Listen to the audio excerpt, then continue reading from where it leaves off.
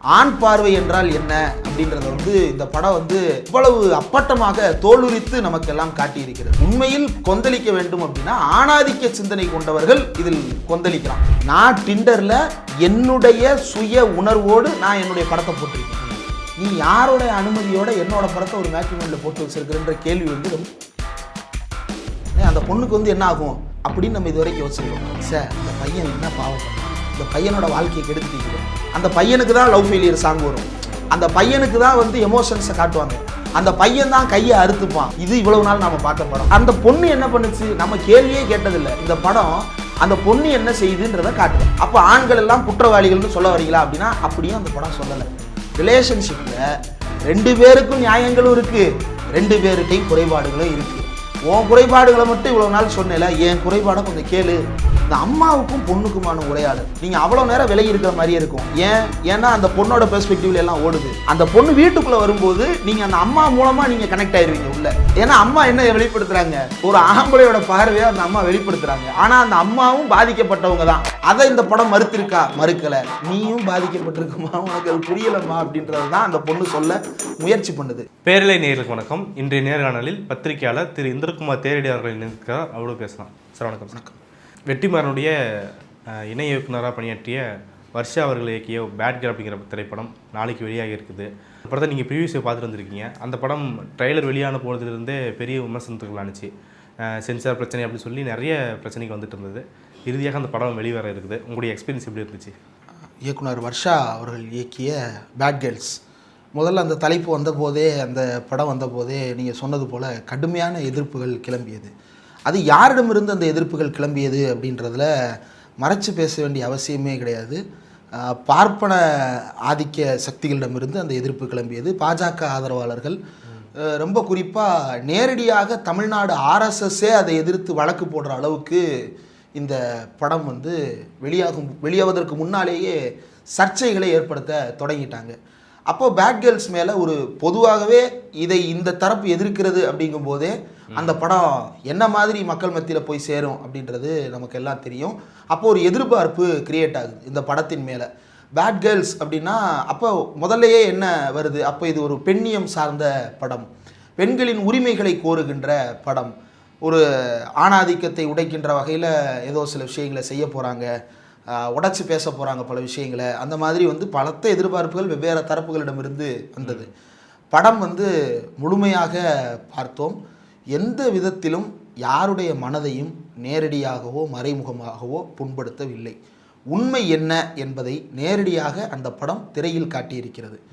ஒரு பெண் சென்னை போன்ற நகரத்தில் ரொம்ப ப்ரிவிலேஜ்டு ஃபேமிலியில் பிறந்த ஒரு பெண். ப்ரிவிலேஜ்டுன்னா நம்ம புரிஞ்சுக்கலாம். அந்த ப்ரிவிலேஜ்டான ஒரு பெண் வந்து என்ன மாதிரியான சூழலை சந்திக்கிறாள். அவள் பள்ளிக்கூடத்துக்கு போகிறா, காலேஜுக்கு போகிறா, காலேஜ் முடிச்சுட்டு வேலைக்கு போகிறா.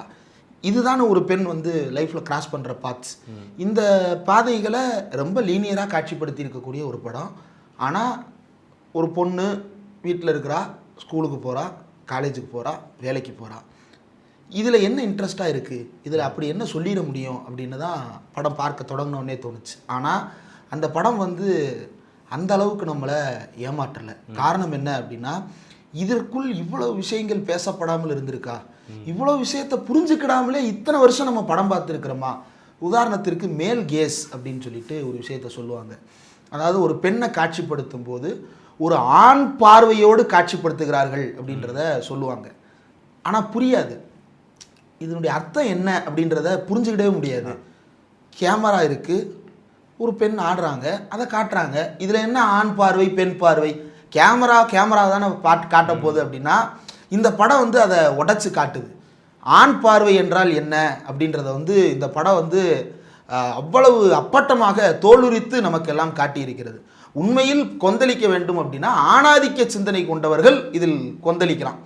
எப்படி கொந்தளிக்கலாம் அப்படின்னா, ஒரு பையன் லவ் பண்ணக்கூடாதா, ஒரு பையன் இது பண்ணக்கூடாதா, அது பண்ணக்கூடாதா அப்படின்னு வேணால் கொந்தளிக்கலாமே தவிர அது ரொம்ப சகஜமாக சோசியல் மீடியா அதை ஹேண்டில் பண்ணிடும். ரொம்ப ஒரு உதாரணத்துக்கு சொல்கிறேனே, இப்போ ஒரு பொண்ணு ஸ்கூல் படிக்கிறாங்க. ஸ்கூல் படிக்கும்போது ஒரு பையனுக்கும் பொண்ணுக்கும் இடையில லவ் இருக்குமா இருக்காதா? கண்டிப்பாக. அது சிட்டியில் மட்டும்தான் இருக்குமா, கிராமத்தில் இருக்காதா?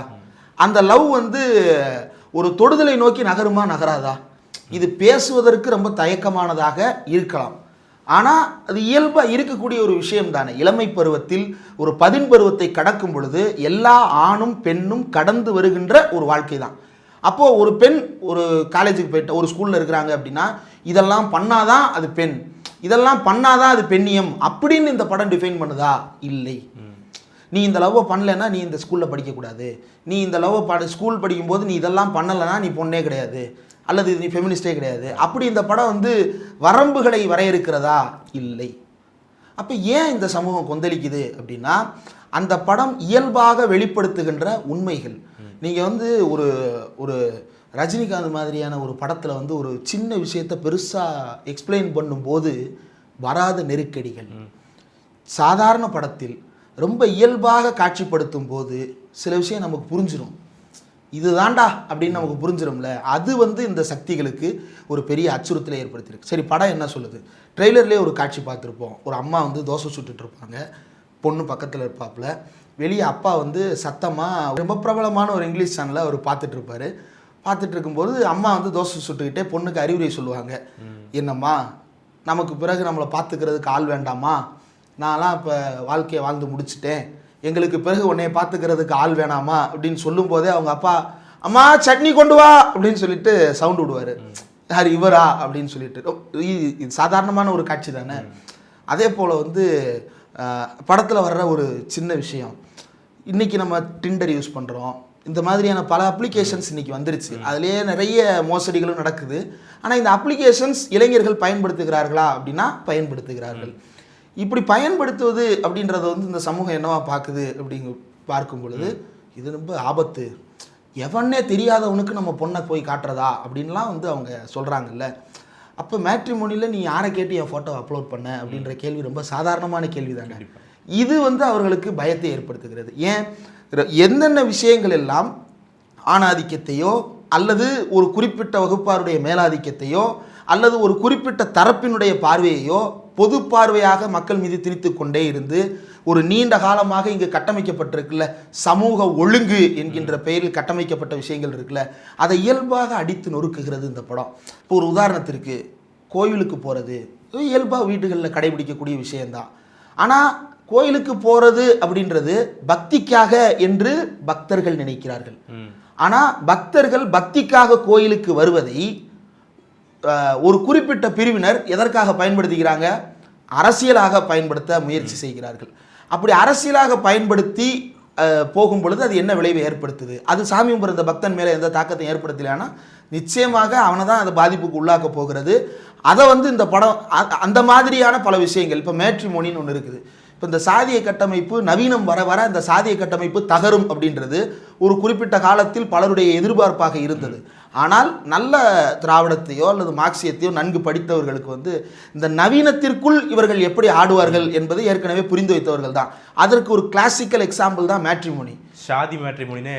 ஆமாம், அது சாதின்னு நம்ம கேட்டோம் அப்படின்னா சாதிக்கு ஹிந்தியில் அர்த்தம் வந்து கல்யாணம் வாங்கி, சாதினா ஹிந்தியில் கல்யாணம்னு அர்த்தம், ஜாதி அப்படின்னா தான் கேஸ்ட்னு அர்த்தம்.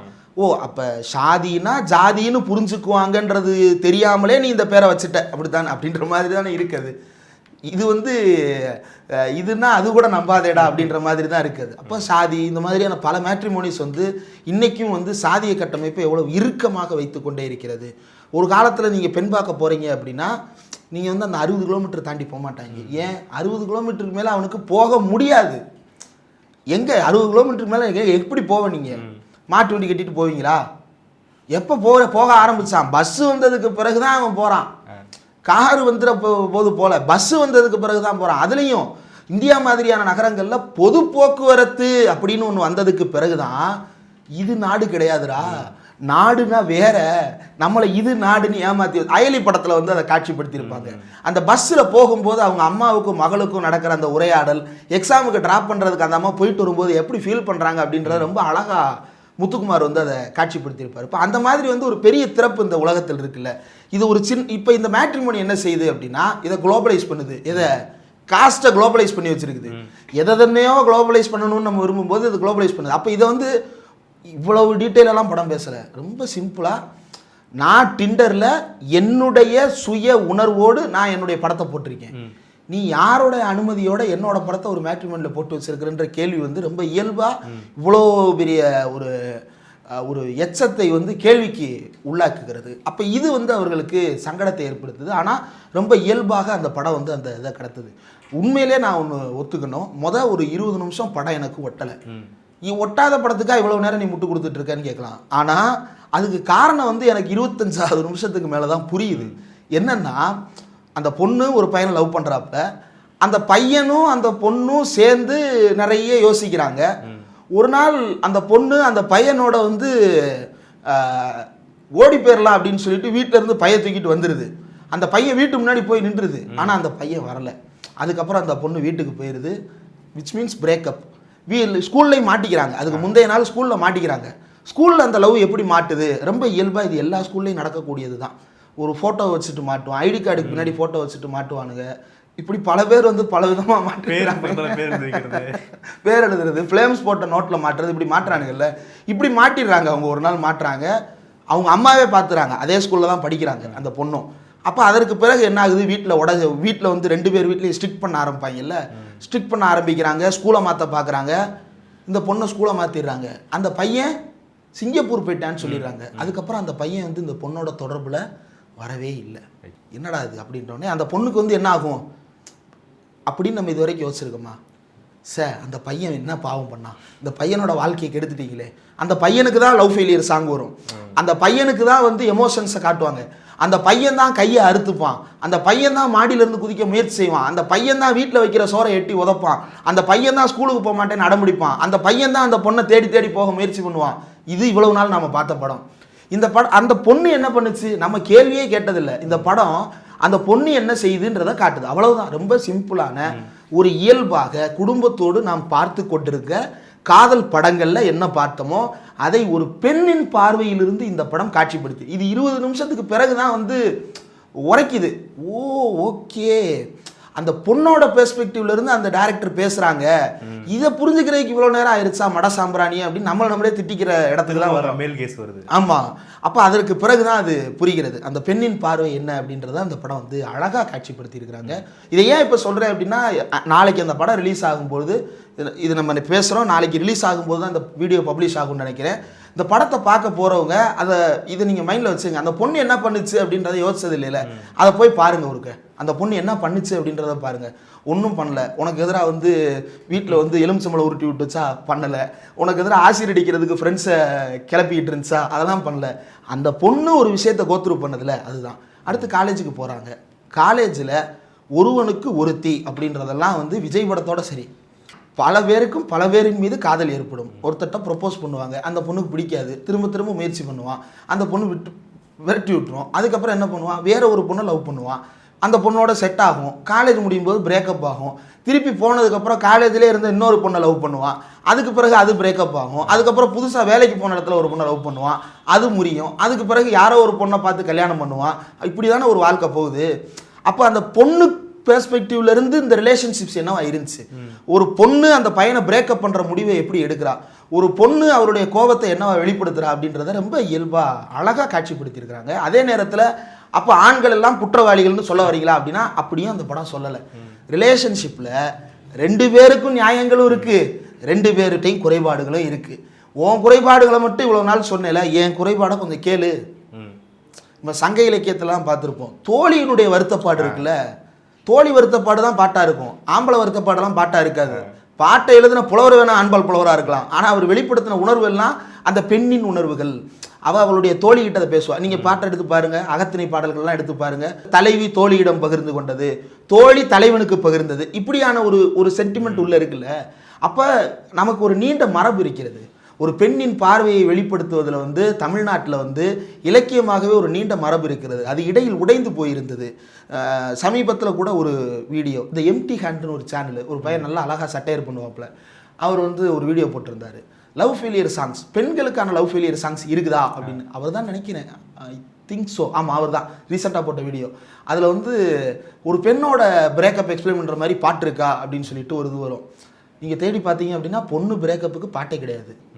ஆனால் பெண்ணின் உணர்வை தாமரை போன்ற கவிஞர்கள் அவ்வப்போது வெளிப்படுத்தி இருக்கிறார், யுகபாரதி வெளிப்படுத்துகிறார், இப்படி பல பேர் வெளிப்படுத்தி இருக்கிறாங்க.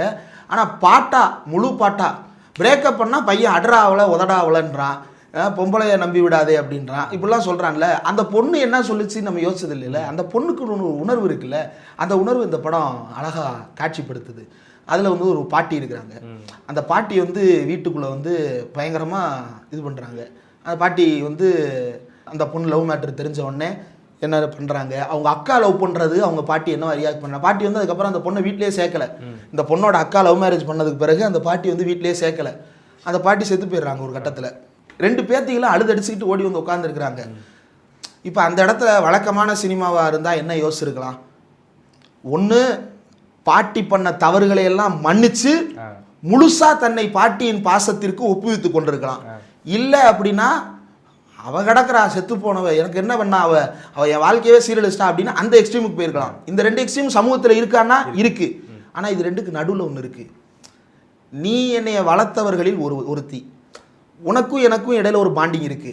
ஆனால் இதை உன்னால புரிஞ்சுக்க முடியல அப்படின்ற அந்த ஒரு இடத்துல இருந்து அதை அணுகிறது இருக்குல்ல, ரொம்ப அழகாக அணுகியிருந்தாங்க. பாட்டியை வில்லனைஸ் பண்ணணும் அப்படின்னா பாட்டியை வந்து கொடூரமான வில்லியாக வில்லனைஸ் பண்ணியிருக்க முடியும். ஆனால் அப்படி பண்ணலை. ரொம்ப அந்த உறவை ரொம்ப அழகாக கையாண்டிருந்தாங்க இயக்குனர் வர்ஷா அவர்கள். அந்த வீட்டில் அந்த பாட்டி இறந்து போய் கிடத்தியிருப்பாங்க. வெளியில் 2 பேர் பேசுவாங்க. பேசுகிறவங்களுக்கு 60 வயசு இருக்கும். பேசுகிறவங்க சொல்கிறாங்க, 20 வயசில் படிச்சுட்டு என்ன பண்ணுறேன்னு தெரியாத போது பாட்டி தான் ரெக்கமெண்ட் பண்ணி அந்த ஸ்கூலில் வேலை வாங்கி கொடுத்தா அப்படிம்பாங்க. ஓ, அப்போ பாட்டி வந்து எவ்வளோ இன்ஃப்ளூயன்ஸில் இருந்திருக்கு ஒரு காலத்தில். வேலையும் வாங்கி கொடுத்துருக்கு பாட்டி. ஆனால் வேலை வாங்கி கொடுத்ததுக்கு பின்னாடி பாட்டியோட ப்ரிவிலேஜ் ஒன்று இருக்குது. அது எங்கே பேசுகிறாங்க, அந்த கேத வீட்டில் தான் பேசுகிறாங்க. இதை சொல்கிறதுனால பாட்டியை வில்லி ஆக்கிட்டாங்களா? இல்லை, பாட்டி ஒருத்தருக்கு ஒரு உதவி தான் செஞ்சுருக்காங்க. ஆனால் உதவி செய்கிற அளவுக்கு அந்த பாட்டி இருந்திருக்கிறாங்க அப்படின்றது ஒரு ஃபேக்ட் தானே. இந்த ஃபேக்ட் அதில் வெளிப்படுகிறது. இந்த வெளிப்பாட்டை பொறுத்து கொள்ள முடியவில்லை. நீ எப்படி இப்படி காட்டலாம், நீ எப்படி அதை காட்டலாம். சரி, அந்த பொண்ணு காலேஜுக்கு போகிறாங்க, பல பேர் மேலே காதல் ஏற்படுகிறது. அந்த காதல் ஒரு கட்டத்தில் முறிவை சந்திக்கிறது. அந்த முறிவுகளை எல்லாம் அவள் எப்படி கையாளுகிறாள் அப்படின்னு வரும்பொழுது கடைசியாக ஒரு பூனையிடம் வந்து அந்த பெண்ணினுடைய மொத்த அன்பும் வந்து அடைகிறது. அந்த பூனை ஒரு கட்டத்தில் ஓடிடும். அந்த பூனை ஒரு கட்டத்தில் வந்து மிஸ் பண்ணிடுவாங்க. அந்த பூனை மிஸ் ஆனதுக்கு பிறகு அவங்க அம்மா ஒரு அழகான விஷயத்த சொல்லுவாங்க. இந்த அம்மாவுக்கும் பொண்ணுக்குமான உரையாடல் நீங்கள் அவ்வளோ நேரம் விலகி இருக்கிற மாதிரியே இருக்கும். ஏன்னா அந்த பொண்ணோட பெர்ஸ்பெக்டிவ்ல எல்லாம் ஓடுது. அந்த பொண்ணு வீட்டுக்குள்ளே வரும்போது நீங்கள் அந்த அம்மா மூலமாக நீங்கள் கனெக்ட் ஆயிடுவீங்க உள்ள. ஏன்னா அம்மா என்ன வெளிப்படுத்துகிறாங்க, ஒரு ஆம்பளையோட பார்வையை அந்த அம்மா வெளிப்படுத்துகிறாங்க. ஆனால் அந்த அம்மாவும் பாதிக்கப்பட்டவங்க தான். அதை இந்த படம் மறுத்திருக்கா? மறுக்கலை. நீயும் பாதிக்கப்பட்டிருக்கமா, உனக்கு அது புரியலம்மா அப்படின்றது தான் அந்த பொண்ணு சொல்ல முயற்சி பண்ணுது. அதுக்காக நீ வாழ்ந்த வாழ்க்கையே மோசடி, நீ அழிந்து போவாய், நீ சிதைந்து போவாய், அப்படி இதாயிருச்சா? இல்லை. அம்மாவுக்கும் பொண்ணுக்கும் இடையில என்னென்ன முரண்பாடுகள்லாம் சமுதாயத்தில் இருக்கோ அந்தந்த முரண்பாடுகள்லாம் படத்துலேயும் இருக்குது. ஆனால் 2 பேர் பேசுகிறது இருக்குல்ல, அவங்க 2 பேரும் எங்கெங்கெல்லாம் பேசுகிறாங்களோ அந்த இடத்துலலாம் வந்து தேட்டரே வந்து கிளாப்ஸில் ஆகிடும், தேட்டரே வந்து சிரித்து மகிழும். அந்த அளவுக்கு அந்த படம் என்ஜாயபிளாக ரொம்ப ஒரு பெரிய விருந்து போல் அந்த படம் வந்து படைக்கப்பட்டிருந்தது. இதையெல்லாம் தாண்டி அந்த பொண்ணு கடைசியில் என்ன ஆனாங்க, என்ன பண்ணியிருக்கணும், ஒன்று திருந்தி குடும்ப குத்துவிளக்காக மாற்றணும், இல்லை அப்படின்னா சீரழிஞ்சு போகணும். இதுதானே வழக்கமான சினிமா நமக்கு காட்டியது. அதெல்லாம் ஒன்றும் இல்லை. அந்த பொண்ணுக்குன்னு ஒரு வாழ்க்கை இருக்குது, அந்த வாழ்க்கையை அந்த பொண்ணு வாழும் அப்படின்ற ஒரு இடம் இருக்குல்ல, ரொம்ப இயல்பாக ரொம்ப அழகாக ஒரு நேர்த்தியாக உள்ளே போய் உட்காந்தீங்க அப்படின்னா 2.5 மணி நேரம் படம் போகிறதே தெரியாது. அந்த அளவுக்கு என்ஜாயபுளாக அந்த ஸ்கூலில் நடக்கிற சீன்ஸாக இருக்கட்டும், அந்த பையனுக்கும் பொண்ணுக்கும் நடக்கிற உரையாடல்கள், அந்த பொண்ணுக்கும் அம்மாவுக்கும் நடக்கிறது, அந்த அப்பாவுக்கும் பொண்ணுக்கும் நடக்கிறது. இதில் அந்த அப்பா வந்து ஒரு பூமர்த்தனம் வந்து ஒரு சீனில் வெளிப்படும். அவர் பார்க்குற சேனல் அப்படி பூமர்த்தனமாக எனக்கு பார்த்துக்கிட்டு இருப்பார், நான் உட்காந்து கேட்டுட்டு இருக்கணுமா அப்படின்னு அந்த பொண்ணு கலாய்க்கும். ஆனால் அந்த அப்பா வந்து அந்த பொண்ணுக்கு என்னவா பின்னாடி சப்போர்ட் பண்ணுறாரு அப்படின்றதும் கூட சேர்ந்து அந்த படத்தில் வருது. அப்புறம் எனக்கு ரொம்ப கனெக்ட் ஆனது வந்து அந்த அம்மாவுடைய ரிட்டையர்மெண்ட் சீன் ஒன்று வரும். அந்த ரிட்டையர்மெண்ட் சீனில் அந்த அம்மா பேசுவாங்க. பேசும்போது இந்த பொண்ணு பின்னாடி உட்காந்து கவனிக்கும். நான் வந்து எங்கள் அப்பாவோட ரிட்டையர்மெண்ட் சீனை நான் அங்கே பார்க்குறேன். எங்கள் அப்பா ரிட்டையர் ஆகும்போது நான் என்ன உட்காந்து சுற்றி இருந்தவங்க என்ன பேசிக்கிறாங்க. ரொம்ப நல்ல ஒரு திரை கதையாடலை இந்த படம் முன்னெடுத்திருக்கிறது. இது ஏ சென்டருக்கு மட்டுமான படம், மற்ற ஊருக்கு இது பொருந்தாது. இது வந்து ஒரு புதிய பொது புத்தியை உருவாக்குகிறதா அப்படிலாம் எதையுமே அவங்க ஜட்ஜ்மெண்ட்டுக்கு உள்ளாக்கலை. என்னுடைய பார்வையில் ரொம்ப நேர்த்தியாக ப்ரெசென்ட் பண்ணியிருக்கிறாங்க. இயக்குனர் வர்ஷா தொடர்ந்து இது போன்ற படங்களை எடுக்க முன்வர வேண்டும். ஆனால் தயாரிப்பாளர் வெற்றிமாறன் அவர்கள் வந்துட்டு நான் இனிமேல் படமே தயாரிக்க மாட்டேன்னு சொல்லி சொல்கிறாரு. இல்லை, நிச்சயமாக வெற்றி அவர்கள் இந்த முடிவை வந்து மறுபரிசீலனை செய்ய வேண்டும். உங்களுக்கு இதில் வந்து ஒரு பெரிய அளவுக்கு நெருக்கடிக்கு உள்ளாக்கி இருக்கிறார்கள், ஒரு பெரிய மனச்சோர்வுக்கு உள்ளாக்கி இருக்கிறார்கள் அப்படின்றத வந்து புரிந்து கொள்ள முடிகிறது. ஆனால் அதை தாண்டி தான் உங்களை இந்த சமூகம் தொடர்ந்து கொண்டாடி இருக்கிறது. எதற்காக? உங்களுடைய துணிச்சலான வெளிப்படுத்தலுக்காக. இப்போது விசாரணை எடுத்துக்கங்க. இப்போ விசாரணை வந்து ஒரு மெயின்ஸ்ட்ரீம் மூவியாக இன்றைக்கு பேசப்பட்டாலும் கூட அது வந்து ஒரு ஆர்ட் ஃபிலிமாக, அவார்ட் ஷோஸுக்கான ஃபிலிமாக அது வந்து போயிட்டு இருந்தது. அது உடைச்ச விஷயம் இருக்குல்ல.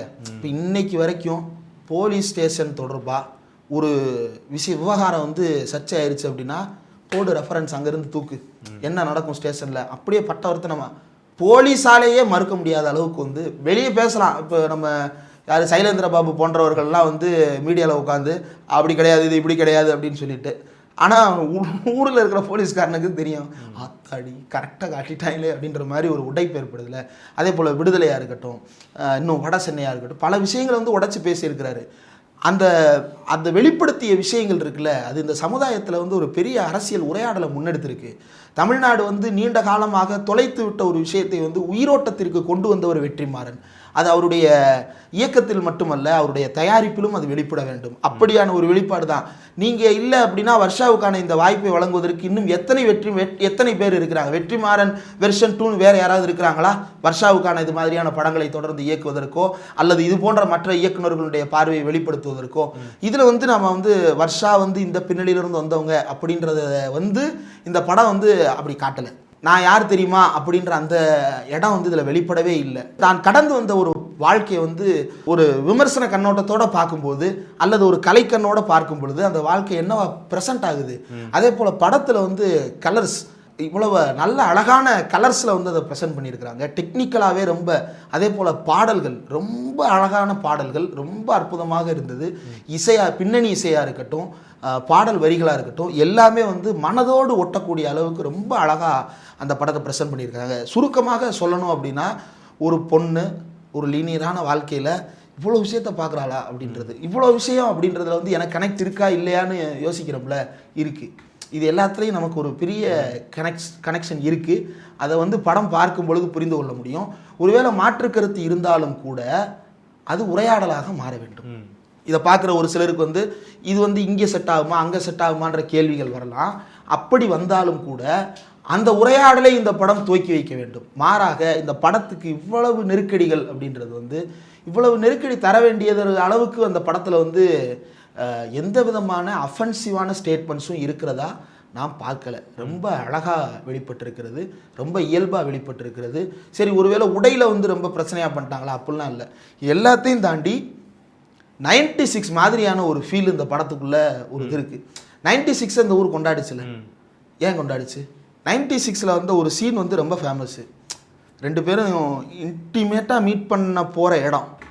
அந்த இடத்துல விஜய் சேதுபதி என்ன பண்ணார், திரிஷா எப்படி ஹேண்டில் பண்ணாங்க, விஜய் சேதுபதி எப்படி ஹேண்டில் பண்ணார், அந்த இரவை இருவரும் எப்படி கடந்தார்கள் அப்படின்னு ஒரு சீன் வரும். ரொம்ப அழகாக ப்ளே பண்ணியிருப்பார் இயக்குனர் பிரேம். இன்னும் ரொம்ப அழகாக, அது ரொம்ப பெருசாக இருக்கும். வேற ஒரு இதை இங்கே பார்க்க முடியும். ஒரு ஆணுடைய மனது எப்படி ஓடுது, ஒரு பெண்ணுடைய மனது எப்படி ஓடுது, அந்த பொண்ணு வந்து தன்னுடைய பாஸ்ட்டை வந்து ப்ரெசண்ட்டில் மீட் பண்ணும்போது என்னவா ரியாக்ட் பண்ணுறா அப்படின்றது எல்லாமே ரொம்ப அழகாக காட்சிப்படுத்தப்பட்டிருக்கிறது. குடும்பத்தோடு பெண்கள் சென்று பார்க்க வேண்டும். குடும்பத்தோடு அப்படின்னு சொல்கிறது வந்து அப்போ சின்ன குழந்தைங்களை கூட்டு போக சொல்கிறீங்களா? இல்லை, குடும்பம்ன்றது நான் சொல்கிறது ஆணும் பெண்ணும் சேர்ந்து போய், ஒரு பொண்ணு அதை போய் பார்க்கணும், ஒரு அம்மா அதை போய் பார்க்கணும். நீங்கள் என்ன மிஸ் பண்ணீங்க அல்லது வந்து என்னவா நீங்கள் உங்களை நீங்கள் திரும்பி பார்க்கும்போது எதை பார்க்காம விட்டுட்டீங்க அப்படின்றத வந்து ரொம்ப அழகாக காட்சிப்படுத்தி இருக்கிறது. படத்தில் வர்ஷாவுக்கு நண்பர்களாக வந்தவர்களும் ரொம்ப அழகாக நடிச்சிருக்கிறாங்க. எல்லாருடைய கதாபாத்திரங்களுமே ரொம்ப இயல்பாக இருக்குது. அதே போல் இந்த பிரேக்கப் ஆனதற்கு பிறகு இந்த லவர்ஸு கூட சுற்றுற வந்து ஒரு அவஸ்தைப்படுவான். அது வந்து பயங்கரமாக இருக்கும். அது வந்து படத்தில் ரொம்ப அழகாக இருக்குது. பல விஷயங்களை சொல்லலாம், ஆனால் பார்வையாளர்களுடைய உற்சாகத்தை கெடுத்துற நான் விரும்பலை. படத்தை தியேட்டரில் பார்த்து ரொம்ப ரசித்து என்ஜாய் பண்ணுங்கள். இது ஓடிடிக்கு வரும்போது இன்னும் பெரிய அளவுக்கு இந்த படம் பேசப்படுவதாக மாறும் நிச்சயமாக. அந்த அளவுக்கு ஒரு இது பல காலமாக தமிழ் சினிமா விட்டு போயிருந்த ஒரு விஷயத்தை அல்லது இதுவரை காட்டாத ஒரு விஷயம் நினைக்கிறேன். ரொம்ப ரேராக ஒரு சில சினிமாவில் தான் அந்த பொண்ணு என்ன ஃபீல் பண்ணாங்க, அந்த பொண்ணு என்ன அனுபவிச்சாங்க அப்படின்றத காட்டியிருக்கு. இப்போ இன்றைக்கு அது இருக்கா அப்படின்னா இல்லை, இந்திய அளவில் இல்லை. இந்திய அளவில் அப்படியான வெளிப்பாடு இருக்கா? இல்லை. ஜான்சி ராணின்னு ஒரு படம் எடுத்தாங்கல்ல, ஏன் எடுத்தாங்க? அது அந்த ஜான்சி ராணியின் மூலமாக பெண்களை போற்ற வேண்டும் என்பதற்காகவா? அல்ல. அதன் மூலமாக ஒரு தேசியவாத வெறியூட்டி மீண்டும் ஆணாதிக்கத்தை நோக்கி நகர்த்துவதற்கு தான் அந்த படம் பயன்படுதே தவிர பெண்களினுடைய முன்னேற்றத்திற்கோ பெண்களினுடைய வாழ்க்கையை புரிந்து கொள்வதற்கோ அந்த படங்கள் பேசலை. அப்போ பெண்ணின் பார்வை அப்படின்றது எப்படி இருக்குன்றத இந்திய சினிமாவே பேசாத போது வெற்றிமாறன் தயாரிப்பில் வர்ஷா இயக்கிய இந்த படம் பேசியிருக்கிறது. அதில் நடித்த நடிகை வந்து அவங்களுடைய எஃபர்ட் வந்து ரொம்ப எனார்மஸான எஃபர்ட்டு. ஸ்கூலில் அவங்கள பார்க்கும்போது நம்ம பார்த்துருப்போம்ல, நம்ம ஸ்கூலில் படிக்கும்போது அந்த பொண்ணு ஒரு கூட படிக்கிற பொண்ணுங்களை பார்த்துருப்போம்ல, அப்படி தான் இருக்கிறாங்க. அவங்களே தான் காலேஜ் பொண்ணாகவும் நடிக்கிறாங்க. காலேஜில் பார்க்கும்போது காலேஜ் பொண்ணு மாதிரி இருக்காங்க. காலேஜ் முடிச்சதுக்கப்புறம் மெச்சூரான ஒரு 32 இயர்ஸ் பொண்ணு மாதிரி இருக்கிறாங்க. அவ்வளவே ஒரே பெண் தான் பெர்ஃபார்ம் பண்ணியிருக்கிறாங்க. சின்ன பெண்ணுக்கு வேற ஒரு பொண்ணை போட்டிருக்கலாம், வளர்ந்ததுக்கப்புறம் வேற ஒரு பொண்ணை மாற்றிருக்கலாம். இப்படிலாம் தடாலடியான மாற்றங்களை செய்யலாம். அப்படிலாம் செய்யாமல் அந்த பொண்ணு தன்னை வந்து எப்படி டிரான்ஸ்ஃபார்ம் பண்ணிக்கிறாங்க அப்படின்றது வந்து ரொம்ப அழகாக வெளிப்பட்டிருக்கிறது. கட்டாயம் எல்லோரும் தியேட்டரில் பார்க்க வேண்டிய ஒரு படம். வெற்றிமாறன் தயவு செய்து இந்த தயாரிப்பை நிறுத்துகிறேன் அப்படின்ற முடிவை மறுபரிசீலனை செய்து கொள்ள வேண்டும். ஏனென்றால் இப்படியான படங்களை எங்களுக்கு காட்டுவதற்கு, எங்களுக்கு கொடுப்பதற்கு பணத்தை முதலீடு செய்ய வேண்டும். இது திரும்ப வரணும் அப்படின்ற நோக்கத்தோட, அதாவது போட்ட காசை விட 8 மடங்கு திரும்ப வருமா 10 மடங்கு திரும்ப வருமானு யோசனையில் இருக்கிறாங்கல்ல, அப்படிலாம் ஒன்றும் யோசிக்க தேவையில்ல. நான் பண்ணுறேன் அப்படின்ற அந்த தைரியம் இருக்குல்ல, அந்த தைரியம் வெற்றிமாறன்ட்டு தானே இருக்குது. அந்த தைரியம் வந்து பாரஞ்சித்து தானே இருக்குது. இப்போ பாரஞ்சித் ப்ரொடக்ஷனை நிப்பாட்டுறதுக்கும் வெற்றிமாறன் பாரஞ்சித்து நிறுத்தலை. ஆனால் அப்படியான முடிவுகளை எடுப்பதற்கு நிர்பந்திக்கிறது. யார் நிர்பந்திக்கிறா? பொது சமூகம். பொது சமூகம்லாம் இல்லை, இந்தியாவில் இருக்கக்கூடிய பார்ப்பன மேலாதிக்கம் அதை நிர்பந்திக்கிறது. அந்த படத்தை ஓட விடாமல் செய்வதன் மூலமாகவோ, அந்த படத்தை பேச விடாமல் செய்வதன் மூலமாகவோ, அந்த இயக்குநர்களை சாதி வெறியர்கள் என்று கட்டமைக்கின்ற விதத்திலோ இவர்கள் தொடர்ந்து, அதே போல் ஒரு சமூகத்தை இது இழிவுபடுத்துகிறது. அப்படிலாம் ஒன்றும் இழிவுபடுத்தலை. அதை பார்க்குற எல்லாருக்கும் அது அவன் வீடாக தான் தோணும். அவ்வளவுதான் அதில் இருக்கக்கூடியது.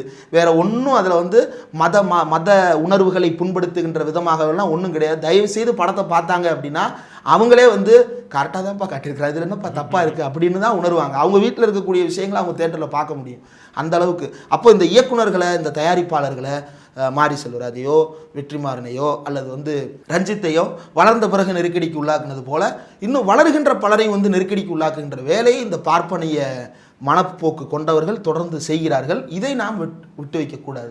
தொடர்ந்து வெற்றிமாறன் இயக்குவது போலவே தயாரிக்கவும் வேண்டும். வர்ஷா போன்ற இன்னும் பல பெண் இயக்குனர்கள் தொடர்ந்து வெளிப்பட வேண்டும். இது தமிழ் சினிமாவை ஒரு ஆரோக்கியமான பாதைக்கு, ஒரு விவாத பொருளாக வேண்டிய ஒரு விஷயத்தை பேசியிருக்கிறார்.